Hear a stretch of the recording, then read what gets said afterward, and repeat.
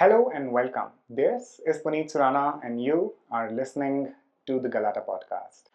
With me today, I have a very interesting guest because she's brought up across three countries, has her roots in Namma Bengaluru. She is a graduate of electronics engineering from BMS College of Engineering and has her master's in electrical engineering from New Jersey Institute of Technology. But more than anything else, I think what resonates with me is her ability to find her voice and grow through Toastmasters movement across 20 years, having so many different diverse roles.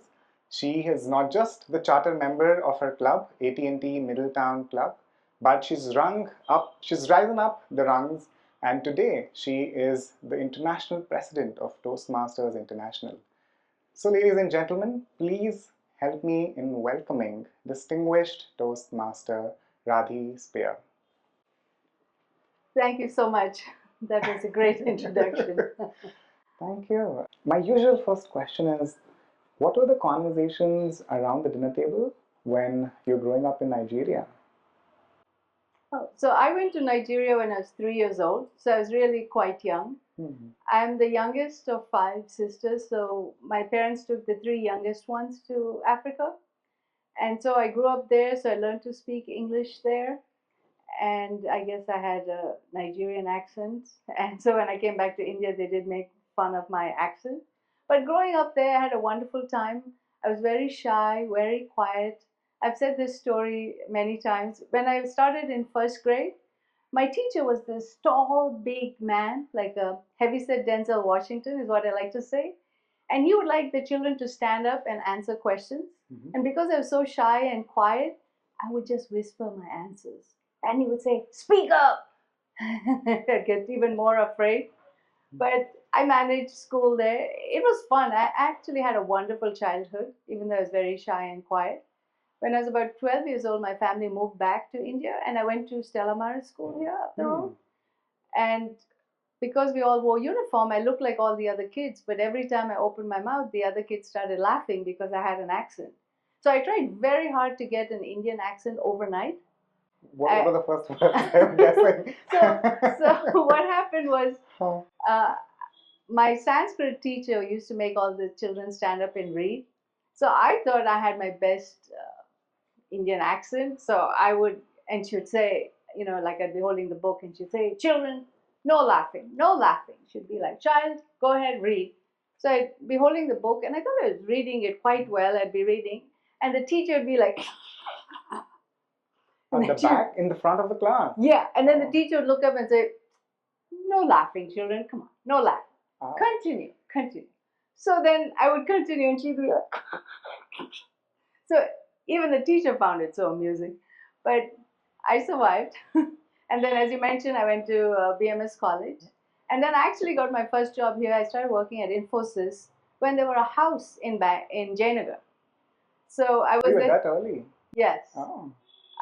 And I enjoyed my job there. I was only there for a few months. That's when my older sister came from the US and she was telling my dad, "Oh, America is so nice, remember you were there, one of your children should also come there." So my dad looks around us. I've just graduated BMS College and got this job at what he thinks is the small unknown company, right? Infosys, out of a house. So he's like, "Radhi, you should go." And I'm like, "No, I like my job." And he's like, "No, you should go." So that's when I applied to NJIT. And the only reason I applied to NJIT was because my sister worked at New Jersey School of Medicine and Dentistry, and my mother would not allow a single girl to travel to America by herself. So the deal was I'd live with my sister and go to school. And so I looked at her address and then picked a university close to her house. And when I went and told Nandan Nilekani that I was leaving, he was so nice. He's like, "I have a friend there." He gave me his address and phone number. He said, "Don't worry, they'll help you out." And till recently, I'm friends with them. Nice couple. Oh yeah, they are a very nice couple, very warm, accommodating. Yeah. But tell me about the perseverance you had to join Infosys. I think that's legendary, a story in itself. Yeah, so what happened was in BMS College, they had these entrance exams. So I took the entrance exam and I got a letter saying due to large number of applicants and limited manpower requirements, you're on the waiting list. So I just thought it was a matter of time before I got the job. But then a classmate of mine took the entrance exam after me. And then he said, hey, I got a job at Infosys. And I said, wait, I'm on the waiting list. You took the test after me and you got the job. How can this be? And he's like, I don't know, I got it. So every time I'd go to visit my grandmother, I'd stop at the office. And I'd say, I'm on the waiting list. Where am I in this list? And they'd say, oh, come tomorrow, come next week, manager's not there. So until I went one time and they were all there. And I said, hey, you sent me this letter. And how come I haven't heard? And they said, this is not a 9 to 5 job. Sometimes you have to work late. Sometimes. I said, wait, did I say I won't work late? You never know. Yeah. So then they said, no, we may send you abroad and your family may not like that. And I said, hey, did I say I'm not willing to go? And so anyway, finally they said, oh, well, it's your results were marginal. I said, if my results were marginal, why did you send me the letter? So then Nandan said, fine, start Monday. What? So, yeah, so that's when I started working there. So they were very nice. It was out of a house, so then they had this construction. They had to make a new ladies' bathroom. They had to change all their letterheads from Dear Sir to Dear Sir / Madam. Oh. It was very, very early days, 1984. 84, yeah. It must be like the first dozen or so employees, or maybe you're Yeah. the first women engineer. Yeah. Unusual. This is like the Sudhamurti's equivalent at Infosys. Yeah, I'm sure there's no regrets of not staying along and going through that journey. Why did you still choose to go to US, do that travel, study there? Right. So after I got admission to NJIT, those days there was no internet, right? 1984. My sister's letter arrived saying she joined the US Army and she'd be going to West Germany. And my mom is like, what? The deal was you're going to live with your sister. So by then I said, no, let me go. So it was quite an experience going to America on my own. I saw her for 10 days before she left for Germany. That was your induction. Yeah, and then I stayed with a nice Indian family, and then they dropped me off in college. And I like to tell the story. People always wonder, how did I get into Toastmasters, right? But initially, when I joined NJIT, being a foreign Indian student, any foreign student for that matter, in the US, you're only allowed to work on campus. If you're a student, you can't work outside. So foreign students will go to every department looking for assistantship, research assistantship, teaching assistantship, anything, whatever you can find. So I happened to get a assistantship in the counseling center. I was the graduate coordinator of the peer counseling center in the organizational and social sciences department. They loved me, and I was happy because it paid for my tuition. And my professor of electrical engineering one day said, so what do you do? And I said, oh, I'm in the counseling center. And he said, an engineering student in the counseling center? And I said, Dr. Cohen, it doesn't matter. They're paying my fees. He says, no, do research for me. I'll get you an assistantship. So I quit the job, started doing research for him. It wasn't even 2 months. He called me into his office and he said, Radhi, I'm sorry, I've lost my funding. And I'm like, what? He saw my face and he's like, can you teach? I'm like, sure. Never taught in my life. I think it was about 24 at the time, but you're a desperate foreign student. Yeah. So next thing you know, I'm teaching electromechanical energy conversion, EE 331 for juniors. It was a 3-hour class. So I would spend the whole day, the day before my class, studying to teach the material, because the teacher should know so much more than the students. So my respect for teachers is sky high. So I taught the class and I survived. So I tell this story because I stood in front of 25, 30 students and I taught a class. I was not a teaching assistant, I was an adjunct instructor because he gave me his 2 teaching jobs. Oh. So I graduated college, got a job. You were the only girl in the entire engineering batch. You would always be in the back benches snoozing. And they're going all the way to the front. Yeah, teaching. So you're absolutely right. I So wonder, after BMS College of Engineering, we were 13 girls in my electronics class. When I went to NJIT, I was the only girl in my master's class. And so I would sit in the last row to blend in, or so I thought. When suddenly, when the professor would suddenly realize, oh, there's a girl in the last row, and he'd be like, are you there? Yes, come up. Could you answer this on the board? Could you explain? I have to say, our education in India is great. I didn't find it difficult in terms of answering the questions, but to stand in front of a class and do it, that was the part that was a little bit intimidating and a little scary. I wish I'd joined Toastmasters before then, but I survived. I would answer the questions, I would do stuff. And of course, in the meantime, I was doing the assistantship to survive. And then I taught the class, like I said, and then finally I graduated. So then I get a job working at 9X Computer Services. So several years have gone by. My family comes to visit, and it's my dad's birthday. And all my sisters are there. And one sister says, "Hey, let's have a birthday celebration. Dad's here." And I said, "Great. I know the exact restaurant to book. And first we'll go to the temple, have a little puja. We'll invite all the friends. We'll go to lunch. I'm working on the menu and the guest list." And one sister says, "Oh, and after lunch, we'll give a toast." There's always that outgoing. And I never pay any attention to that. Yeah, sure, whatever. So everything goes beautifully. It's a sunny September day. My dad is very happy. All his friends come. The food is excellent. It's time for the toast. And you can guess. All of my sisters speak, starting from the oldest, Jayashree, from Bangalore Toastmasters Club. She spoke well. Then the next sister, down to me. And then I'm holding the glass and my hand is all shaking. And I'm like, "To the best, Dad." It was one sentence. It was terrible. I couldn't say any more. And Jayashree says to me, "You need Toastmasters. You have to join." And I don't know if people realize, between India and Sri Lanka, there were only 7 Toastmasters clubs, and one was Bangalore Toastmasters. She didn't know about areas, divisions, districts, You know nothing. what people don't realize beyond that? Is that there were 5 Toastmasters clubs in the 60s in India. Wow. The first was Airlines Toastmasters in Delhi. No, none of them exist anymore. Wow.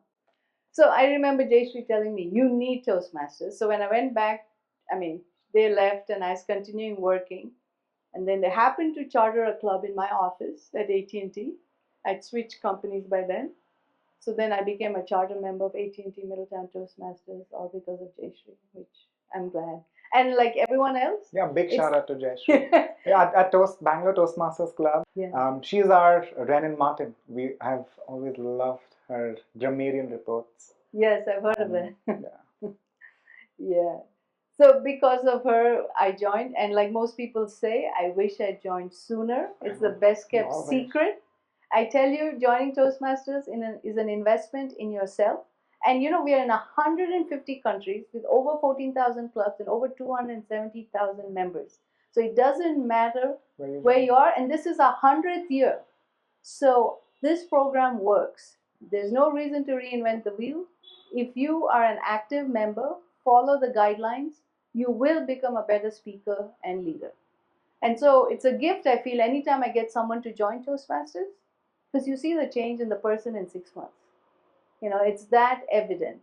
If they follow the program, it's not a spectator sport. You can't join the club, sit in the back, do nothing, and say, "Hey, what happened?" No. If you follow the program, it works. Why stick around at Toastmasters for 20 years? 25 years you're going to be completing? 25 in June. Why? So, there was a past international president named Helen Blanchard. Yeah. She was the first woman to join. And by the way, she joined when women were not allowed in Toastmasters. So she actually filled out an application with the initials. And then they asked her, "What does that H stand for?" So then she said Homer, which was actually Helen. So, but she was the first woman to join before they admitted Toastmasters 51 years ago. Did you know that I found another trivia in that? You know how she came up with Homer? No. They ran a table topic contest. Is that right? At their club, saying, "Okay, what do we have H filled with?" And the best voted one was Homer. Wow. Yeah. So she said, if you have to get all that you can get out of Toastmasters, you will never leave Toastmasters. And so I started out as a member just because my sister said I needed it, because I was able to teach an engineering class, right? People know their stuff. They'll tell me, "Oh, Radhi, I don't need Toastmasters. My technical stuff I can do well at work," which I could too. I taught that class. But in front of friends and family, right, I couldn't even give a toast, a simple toast to my dad, So I realized there are so many different occasions where you may be called upon to speak. And this is what I tell most people. If there are 2 people with similar qualifications, similar experience applying for a job, don't you think the person who can speak better, get their point across clearly, have an advantage Oh, to yeah. get that job? Isn't it in your best interest to improve your communication skills? Because it's not optional. We all have to communicate, no matter what the situation, whether it's with your work, with your spouse, with your kids, with your neighbors. So it's in our best interest to improve. And in Toastmasters, it's very general, right? We are learning the skill that we can use in our everyday life. Whereas for me, for example, I was in the telecommunications industry for over 30 years. If they send me to a training class, it'll be something like voice over IP or SIP protocol or something that I can only use in another telecommunications company. But what you learn in Toastmasters, in your company, it helps you, it helps the company. You leave the company, you take the skill with you. So it's an investment in yourself. How do you juggle a tech career, a full-time tech career, and volunteering with Toastmasters across the years? Because Yes. I'm sure with two girls. Absolutely. That's a great question and a valid question, because Toastmasters is so much fun that it could take over your whole life, and then your work is neglected, your family is neglected, and people are like, hey, you're always running off to some meeting, some contest, some event. So that is absolutely true. You need to be organized, you need to be disciplined. There is no doubt about that. And even in my story, I didn't set out to become international president. I just joined to improve my communication skills. And I'll admit, I became an area governor purely to get to DTM because you needed district level credit. But that opened my eyes, because when I became an area governor and I had to conduct an area contest, and I saw all that was involved and I saw all the other contestants, I'm like, wow, there's so much more to Toastmasters. Next thing you know, someone nominated me for division governor, as it was called. I still remember, I'm like, wow, somebody nominated me for division governor. So in those days, I live in, my district was District 46, which was metropolitan New York and New Jersey. And we had over 250 clubs at the time. It was one of the largest districts in the world. So we had 10 divisions. And I had been nominated for Division I. So I go to the conference, and my mentor meets me at the door, and he says, hey, Radhi, you ready with your 2-minute speech? And I said, Nick, I'm unopposed. I don't need a 2-minute speech. No problem. And he's like, oh, you never know, right? No, I'm fine. So I'm sitting in the business meeting, and they're conducting the business, and they say, well, are there any nominations from the floor? And those days, you didn't have to go before the district leadership committee. You could just run from the floor. Suddenly, somebody's raising their hand, and it's this motivational speaker who's challenging me from Division I.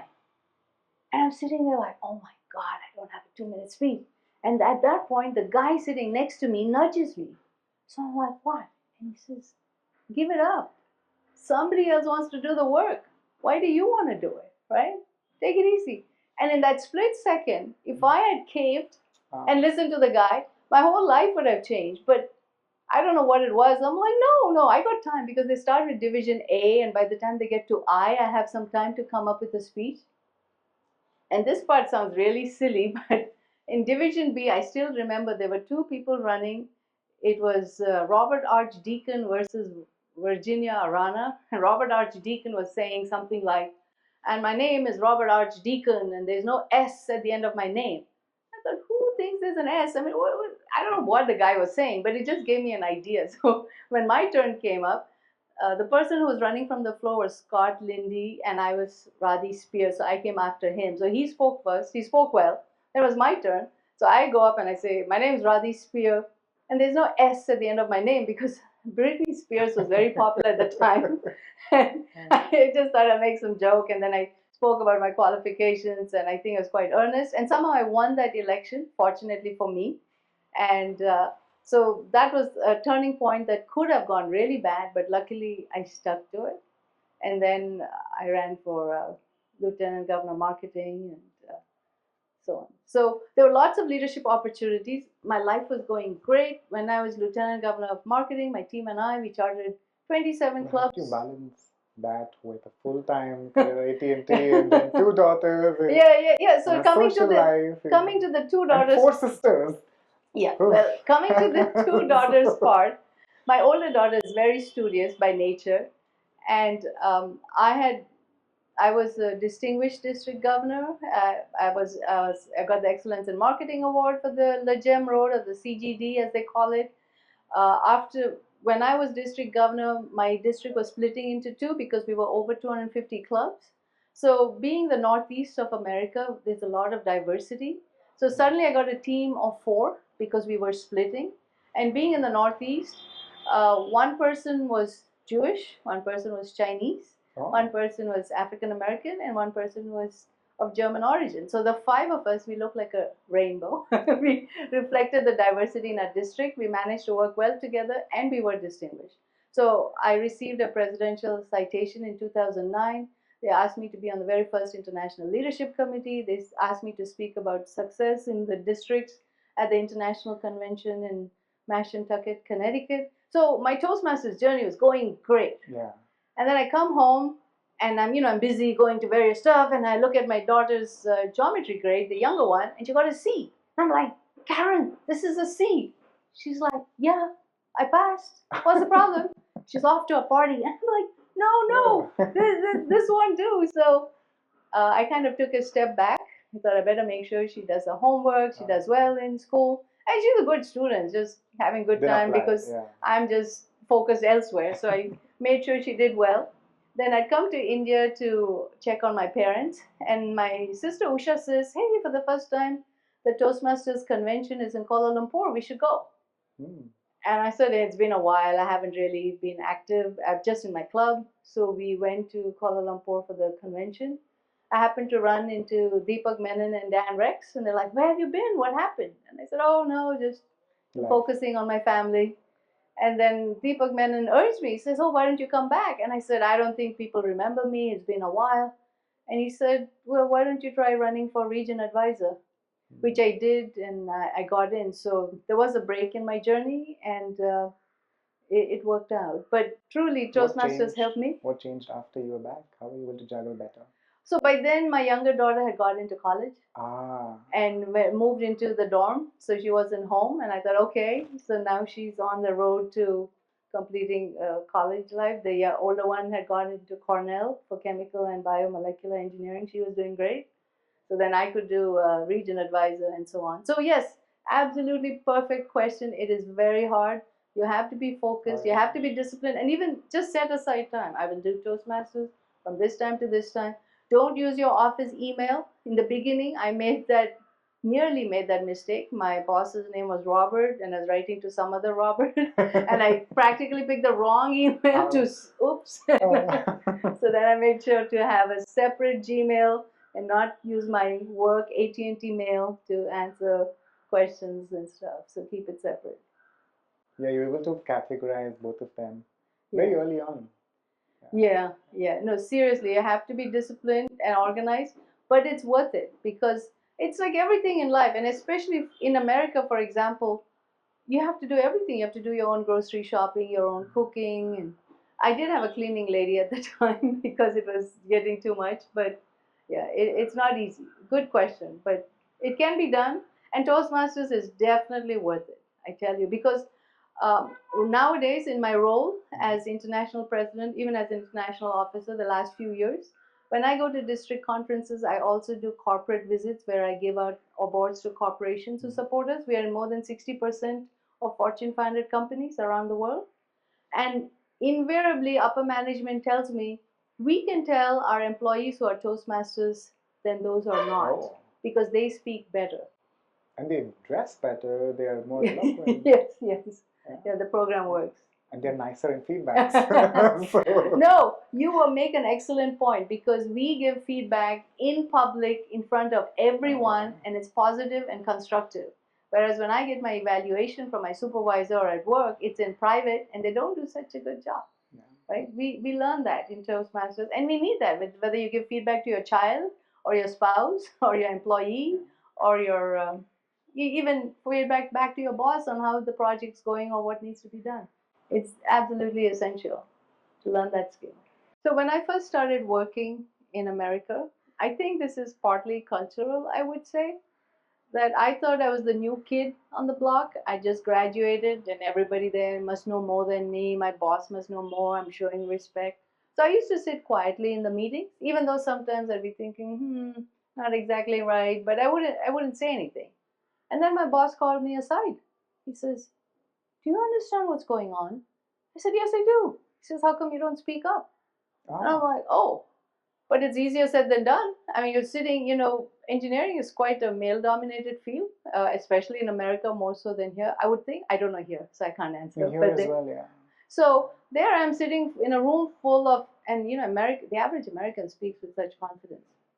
So I'm sitting there thinking, oh, I'm just a kid. I just joined this group. What do I know? And they're asking me to speak up. It's not easy. But luckily, after I joined Toastmasters, I found my voice. I could speak up. I would say, I actually was able to even convince my boss at times to take a different route and not what they were planning. And it really helped. And I even became a subject matter expert on my part of the project. But initially, I couldn't. It was not easy to speak up. Yeah, we're not trained in India at least to voice our Yeah. opinions and to put forth our ideas, Yeah. unless asked upon explicitly saying, yeah. Yeah. No, so it did help me a lot. Looking back, I realized I should have joined sooner, and I started encouraging all my coworkers as well to join Toastmasters. But it really helps. That's what helped me. That's how I overcame my. So encouraging others to join Toastmasters. You have a movement going on right now. Mhm. Do you want to urge the Yes. Toastmaster members in India? I would like everyone to take the +1 pledge, which means, this is 100th year. Dr. Smedley had a vision. He saw the need to provide a supportive environment where individuals could develop their communication and leadership skills. And now, 100 years later, that simple vision has become this huge international organization. So I ask you, what can we do to honor Dr. Smedley in this 100th year? And I was suggesting the +1 pledge. Let us share the benefits. It's not limited. Just because I gain from Toastmasters doesn't mean others cannot. We can all gain from it. So bring a friend, bring a guest, bring a family member to Toastmasters. Let's share the benefit. And Dr. Smedley was really interested in our education and our growth. So whatever level you're at, level up. Let's decide to improve our educational skills and take another. And also, he believed in mentoring. He said the two key points to success was evaluation and mentoring, because mentoring levels the playing field. The person has already done it before. They can help you. They take the time to see what your concerns are and they explain things to you. So let us mentor someone new. And there's also the Smedley Fund.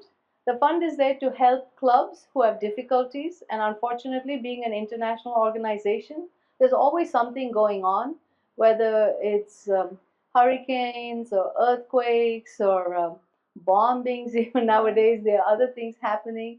So the Smedley Fund is used to help our fellow club members. So if you are in a position to be able to donate to the fund, I would urge you to. If not, that's fine. But let's all take the pledge. Let's try and share the wealth.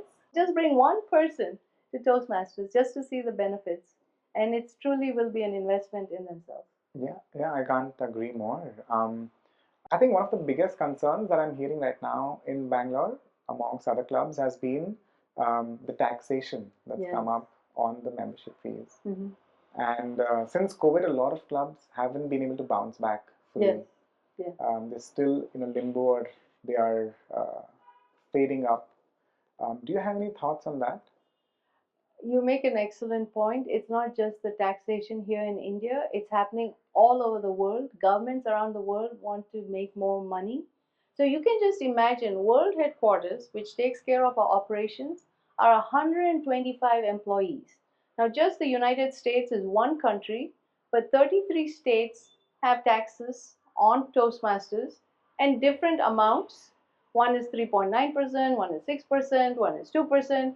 A new member fee is taxed.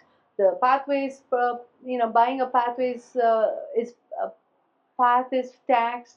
Then you go to Singapore, they tax certain things. You go to the UK, oh, education is not taxed, but the $125 fee is taxed. So it's very confusing. It's different in every state. It's different in every country. Some countries are still like before; they're not doing anything. So World Headquarters has to keep track of where you're at, what you're, whether you're renewing just your membership, buying a path, what it is, and then they collect the money and send it back to the government. So it's just passing through us. We don't keep a penny of it, but we have to comply by the laws.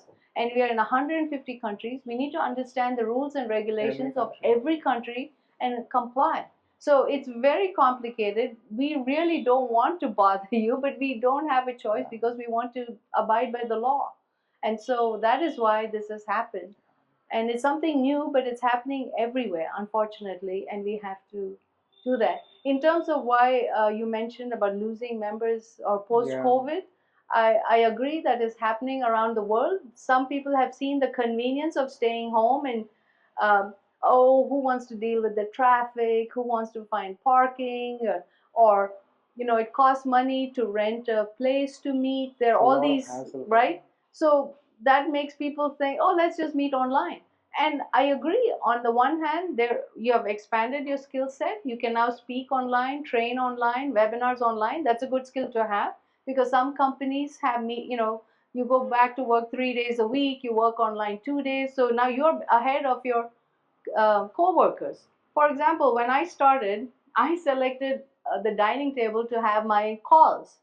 I was so surprised that my husband and my daughters kept going to the refrigerator and the microwave and be like, shh, shh. And they're like, Mom, this is not the place. Go set up, somewhere else. So then you're aware about ambient noise, about the lighting, about the location, right? So we learned so many things without realizing.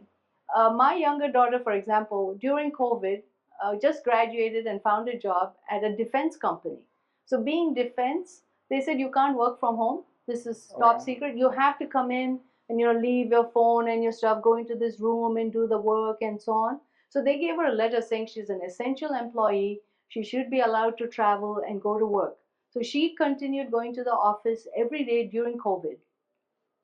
COVID is over. She changes jobs. And then she comes running down. She's like, Amma, I have to be on a video call and my room is so messy, right? My first thought, clean your room. But my second thought is, use a virtual background. Yeah. She's like, you know about virtual backgrounds? I'm like, yeah, we're in Toastmasters. We know about virtual backgrounds. I urge you all, use the 100-year virtual backgrounds. Let's share in the pride. We're 100 years old. There are free backgrounds available from Toastmasters. But seriously, we learn skills we can use in everyday life. So being online is not a bad thing, but it's better to be in person because human beings like the connection, the interaction. It's so much more fun. And I recently read in a Forbes magazine that said that companies are worried that the employees don't know how to do the water cooler talk, the networking, because they just started their careers at home. They're not used to going into the office, doing the chit-chatting and the networking. But we learn that in Toastmasters when we go to the club. So there are advantages to meeting in person. The biggest challenge I hear these days, at least in the circles of Bangalore, is that the 18% taxation. No, I hear you, but I would say I've always felt that with the pricing structure of Toastmaster, it's just become like somebody that's upper middle class and above can afford Toastmasters before, but now it's become even more harder for an average Indian to afford Toastmasters. I hear you too, and we've had lots of discussion on the board of directors about this. Should we have different pricing for different parts of the world? Because Dr. Smedley did not want us to make money. We are a non-profit.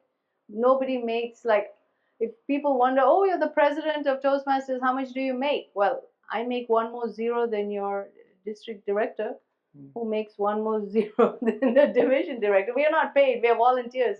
We believe in this. That's what we're doing. The only people paid are the staff at World Headquarters. And, even when you pay your dues, 25% is sent back to the district to spend on their members. So I hear you. So one thing I would say is that we can't do it all alone. It's not just the board of directors making decisions. We work with the districts, with the members. So if the clubs and the membership was growing, then we would get more money and then we can make more changes as you're suggesting. Unfortunately, COVID was hard on us as it was hard on you. So we have lost quite a few clubs and members. So we're trying to get back. So ideally, perhaps we could have had it's become a bad vicious cycle. It's a virtuous cycle. A regional policy for different parts of the world would have been ideal. But until we get back on our feet completely, it's going to be a little hard. So that's one. So in 25 years of Bank Toastmasters Club, Mm-hmm. I think this is the first time we went to a government school in Janagar Uh-huh. to do a speech craft. Wow. And just to see these young girls go up on stage at the 8th week and tell, you know what, I want to become a doctor. Yeah. Because I saw my relative pass. And we couldn't get them to the hospital. If we could get to the hospital, we couldn't get in. Yeah. And I could see, I'd only attended the 1st and the 8th week, so I did not see them change. I just saw them, whoa. Yes. And seeing these young school kids, government school kids, get a voice was transformational. And I really hope you being at the helm will figure out a way to include these kind of initiatives, or maybe a gavel club that's affordable at school level, and then maybe a Toastmasters club or affordable. So gavel clubs are much less. Yeah. So I would say if you really have a community of people who want to form a gavel club or a youth leadership program and you don't have the money for them, you can request from the Smedley Fund. Oh yeah, I'll put in a link at the show notes for you to apply. Many parts of the world write to us and say these needy children would really benefit from this program, but they do not have the finances, the resources, and we do help. How do you feel AI has or is going to transform communications? And the context of this is, the first time I used Udly, I was blown away. Yeah. It's unbelievable the insights that Udly is able to pick and share. And for years, I would convince my Toastmasters Club members saying, there's otter, there's alright, try this. They're like, no, nothing, not happening. Then I think Udly collaboration is a landmark, which you guys are not realizing.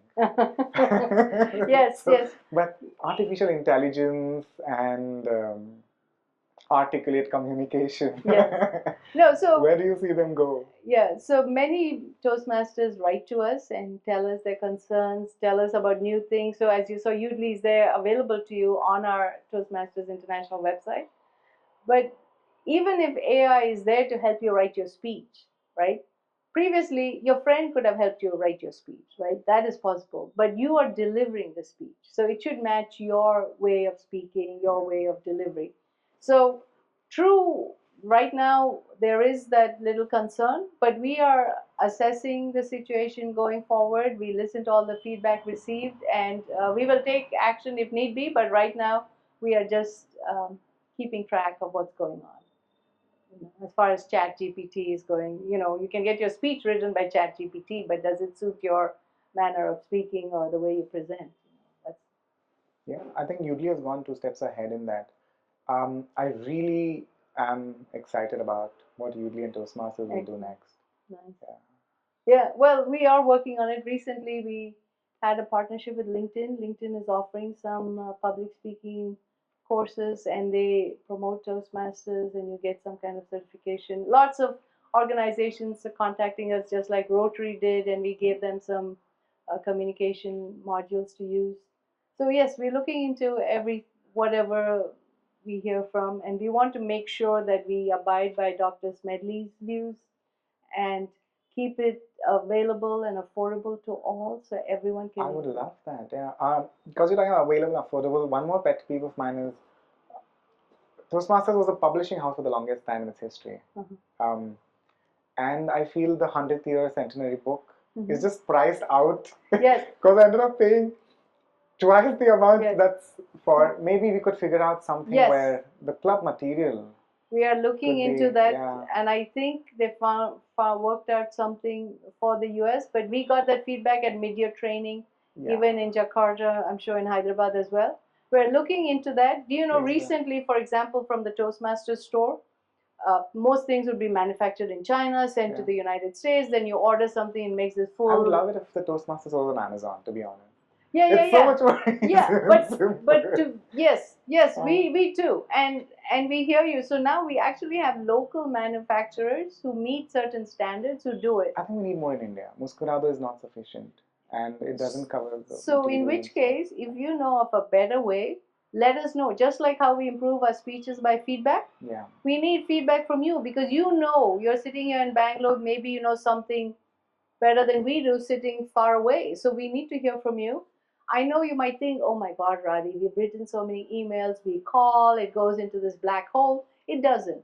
We actually read everything. It is presented to the board of directors, but I said we have 125 employees. It takes time, but it finally does get to us, and we do look into it and see what. See, one thing you have to keep in mind is when people write to us, they write to us from their perspective, which is natural.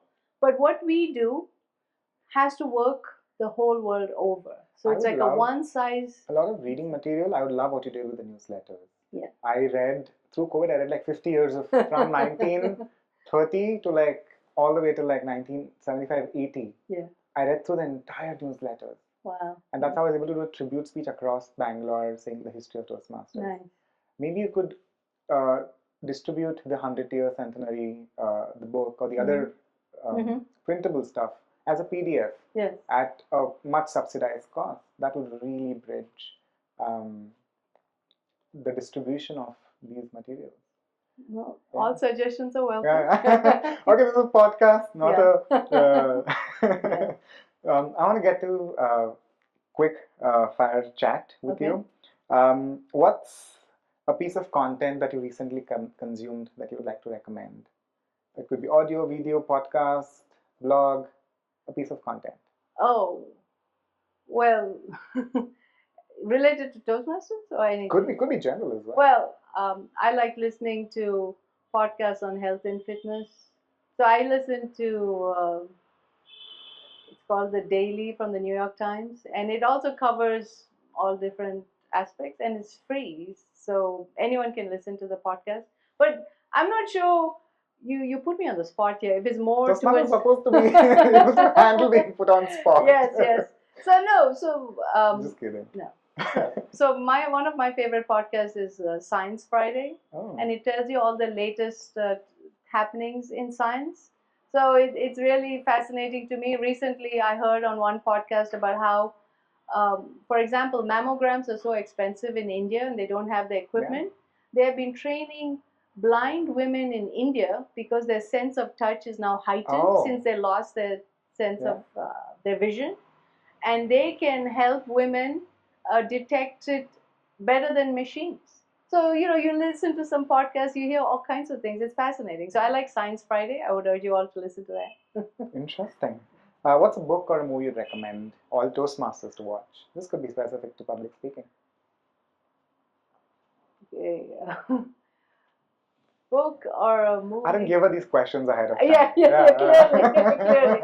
No. So, in terms of movies, don't ask me, because my husband always jokes that we just need 10 movies and then he can play it in sequence, and I'll say, oh yeah, that's a great movie, because I forget in no time and then we're back. So again, in terms of the books, I like to read, I think Siddharth Mukherjee wrote many books on, again, on biology, on health, and about the Song of the Cell was the last book I read about how, again, it's related to health and fitness. Gotcha. What's a travel destination on your bucket list? New Zealand. Why? I heard it's really beautiful and peaceful and not spoiled. I don't know. It's just something I read somewhere, stuck in my mind. Nice. So that's the place I like to go. And what's a habit that has been a game changer for you? Habit, when I was a kid, my mom always used to say that I was very organized. And I think that has really helped me through Toastmasters, because you need to be able to enjoy Toastmasters, because I like to go to the gym. I like to meet my friends. I want to do Toastmasters. I have my job. So to try, you have to be organized. Yeah. What's your favorite role at Toastmasters? What's my favorite what? Role at Toastmasters meeting. Oh, in the meeting? I like to be the table topics master, because I make sure all the quiet wallflowers are also brought into the meeting. The Radhis to be. Yes. What's the most memorable piece of feedback you've ever received? So, Okay, I'll tell you this one story, and it's also a lesson in leadership that I learned. Okay. So when I was a district leader, there was a way we were measured for success. We had to get CCs and ACs those days. This was competent communicator, it was 10 speeches. So being in a corporate club that only met for an hour twice a week, twice a month, it was hard for one person to complete 10 speeches to get the competent communicator, and that's what we were checked on to be distinguished. So I happened to visit Bangalore, and I realized, I think I came to Bangalore Toastmasters Club and realized that you had 3-hour meetings with 5 speakers. Every week. Yes, that was a revelation. So I went back and I told my district, we're going to meet every week. This is going to have a 1500th meeting. Yeah, they looked at me like, are you mad? What do you mean every week? And the lesson I learned was, you cannot be an authoritarian. You've spent a lot of time thinking about a problem. And just because you found the solution and announced it, you need to explain and get buy-in. What is the thought process? Why would this work? How will this help your district? So finally, I said, you know what? I have to lead by example. My home club will meet every week. So to this day, AT&T Middletown Toastmasters meets every week. Wow. So that feedback was taken. Yes. So, but again, you have to get buy-in. You can't just make a decision and just expect people to fall in line. You have to share your vision. And you have to lead by example. So those were lessons that I learned. I'm going to pause for just a moment. You're going to tell them about TTD and the context so they can understand the music. Yes. So we are having this conversation in used to be my parents' home, which is right across TTD, Tirupati, Tirumala, Devasthanams. And so you hear a lot of bells and the temple sounds, and that's part of life here in Bangalore. I would want you to give a quick challenge with a hashtag to the members. Challenge I would give every Toastmaster, and it's to be hashtag top-notch terrific Toastmaster. And to be that, I want you to take every role in the club within 6 months. Oh, okay. So you have to be speaker, you have to be evaluator, table topics master, general evaluator, every single one, R counter, grammarian. Challenge yourself, because you end up taking just the roles you like. I would like everyone to try every role. And hashtag? Top-notch terrific Toastmaster. Okay, hashtag top-notch terrific Toastmasters. Please tag her and me, and we will try and reply to all of you as well. Coming to the final question. Okay. What's the impact you seek to make as the international president of Toastmasters International? I want everybody to know that they have opportunities in Toastmasters and that anyone can get to be any level they want to be. Because in Toastmasters, you have the opportunity and you learn all the ways that will help you in your everyday life and their leadership. So not only do we give you the training, we give you the opportunity to practice and you get feedback, and there are higher and higher roles depending on how much time you have available to you. You don't have to do it all in a row, but I urge you all to do it because it will definitely help you. Yeah. On that note, go and make some Galata. It's been wonderful interacting with you, Radhi. Nice. Thank you. I enjoyed the conversation. Yeah.